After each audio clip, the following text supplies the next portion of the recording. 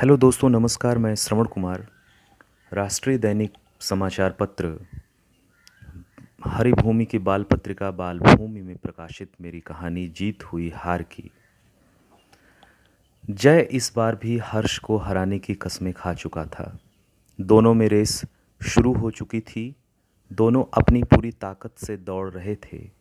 दोनों के दोस्तों में भी बड़ा उत्साह और जोश था।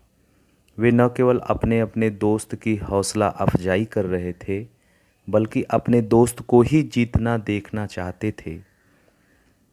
पिछले कई बार से हर्ष ही रेस में जीतता चला आ रहा था और जय हारता। हर्ष से ज़्यादा जय अभ्यास करता था। वह रोज़ सुबह 5 बजे उठ जाता और चुपके से दौड़ने चला जाता था।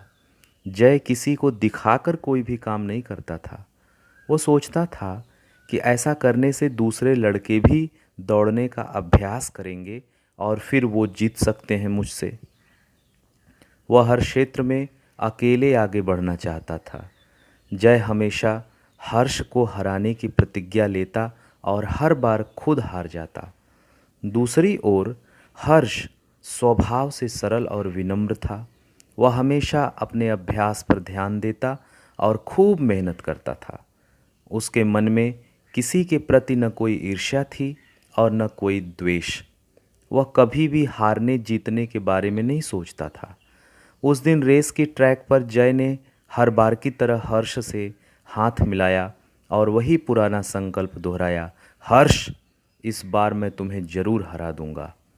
हर्ष मुस्कुराकर हर बार की तरह इस बार भी बोला, जय ऑल द बेस्ट। जय ऑल द बेस्ट। रेस समाप्त हुई। जय एक बार फिर हार गया। इस बार जय बहुत दुखी था।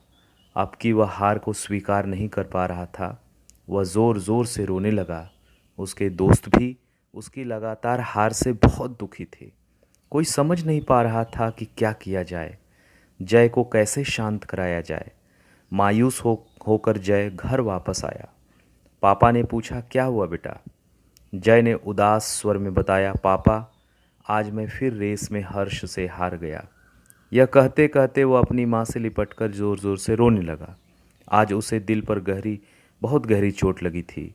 दरअसल उसे आभास हो चुका था कि हर्ष से लगातार क्यों हार रहा है।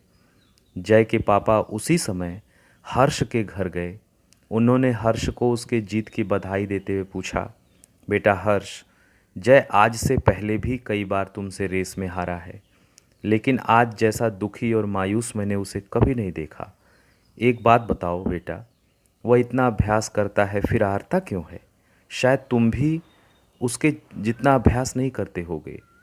हर्ष तुरंत बोला, हाँ अंकल जी, आप बिल्कुल सही कह रहे हैं। मैं उसके जितना अभ्यास नहीं करता हूँ।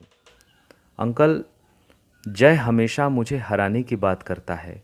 वह जब भी मिलता है मुझसे एक ही बात कहता है कि हर्ष, इस बार तुम्हें ज़रूर हराऊंगा। वह कभी खुद को जिताने पर ध्यान नहीं देता, सिर्फ मुझे हराने पर ध्यान देता है। उसकी जो ताकत जीतने में लगनी चाहिए, वह ताकत मुझे हराने के बारे में सोचने पर लग जाती है। मैं कभी उसकी बात का बुरा भी नहीं मानता। मैं सिर्फ अपनी दौड़ पर ध्यान लगाता हूँ। मेरी माँ ने हमेशा यही सिखाया है कि अपना ध्यान जीत हार पर नहीं, अपनी मेहनत और क्षमता बढ़ाने पर लगाना चाहिए। तुम्हारी जीत हार तुम्हारी मेहनत और क्षमता ही तय करेगी। हर्ष की बातें सुनकर जय के पापा के मुंह से अनायास ही निकला, शाबाश बेटा शाबाश, बहुत अच्छे। पापा जब घर वापस आए तो जय घर पर नहीं था।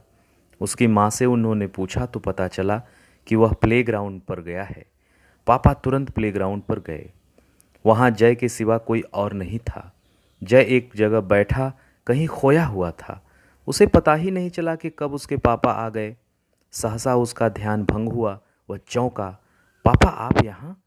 हाँ बेटा, तुम्हें आज इतना निराश हताश देखकर मुझे बहुत चिंता हो गई है।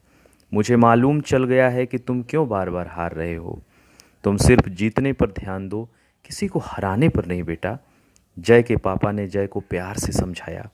मुझे मालूम है पापा, आप हर्ष के घर से आ रहे हैं। मुझे अपनी चूक का आभास हो गया है। जय पापा से गले लगकर बोला। इस हार ने जय को बदल दिया था। अब उसके भीतर जो घमंड बैठा हुआ था दूर हो चुका था।